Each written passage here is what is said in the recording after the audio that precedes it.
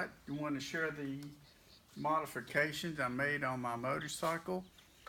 Uh, I'm fixing to take a trip to Alaska, and here's some things I did to make things convenient. One of the things I did is I got these bark busters to get the bugs and the wind off of your hands. Then I installed this radar detector on the ram mount with a 1-inch lifter here, and there was a clamp on ball on the handlebars. I also got this remote right here from a GoPro camera that'll be mounted on the top of my helmet. This will keep my hands close to the handlebars and not up on top of my helmet pushing buttons and such. This is my GPS, which is made for BMW by Garmin. Two of my modifications was I picked up my handlebars about 2 inches and pulled them back 2 inches, so I would not have any wrist pressure. When I did that, that changed the geography of the GPS. So as you can see, this aluminum right here, I had to pick the GPS up about 2 inches as well. GPS is connected to the computer of the motorcycle. It'll tell you everything you could possibly want to know about the motorcycle. And one of the important things as to why I waited and got the 6 is that it's got something called Tracker. With Tracker, it'll Bluetooth into my cell phone, which will mount right here on another ram mount.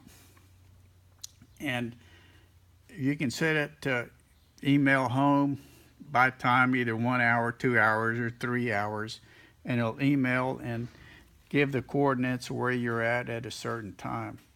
If you have the Google phone, a competitor to the iPhone, then you can also go with Facebook or Twitter. At this time, you cannot with the Garmin. I also mounted this charger right here. It's got 2 USB chargers and a cigarette lighter as well to keep things running. This has got a 2-inch lift on it right here. And as you can see, I got a charger cable here. I got another cable going into my tank bag right here. So I also have battery backup and two GoPro batteries, because I understand they don't last very long. And then underneath the seat right here, I got my own fuse box. These computers are really in heavy use on these motorcycles, so you really can't splice in like you used to. So what I got is my own fuse box, and underneath the seat, which I'm already loaded to leave on Monday, which will be May 15th of 2017. So I got that. And up at the front of the motorcycle, it's you can see my windshield here. It's twofold. I've got the biggest windshield you can get through Stream, a Z-neck windshield, and my head was still in turbulence, and I'm about to do 10,000 miles, and I wanted to get the wind off of me. So I added this to it, and this is adjustable up or down and pitch as well, and that neutralizes the turbulence, and it's also quite a ride. And then on a BMW, in the very front of it is your timing chain and your wet clutch. And I could not find a rock guard, so I fabricated this metal right here. And this is the bottom of a horse trailer here. And that's to protect my timing chain on the front part of my engine. I also bought a fender extension, which I didn't think was satisfactory.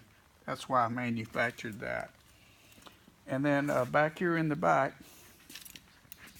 I got a GV case right here, and replaced my BMW case because it was so small you can only mount one helmet on it. This one here is 50 liter, it's 2 helmets, and we did not like it because it was too far up. So I manufactured some parts underneath to bring the box back 2 inches, and that gave the passenger room to be able to sit down.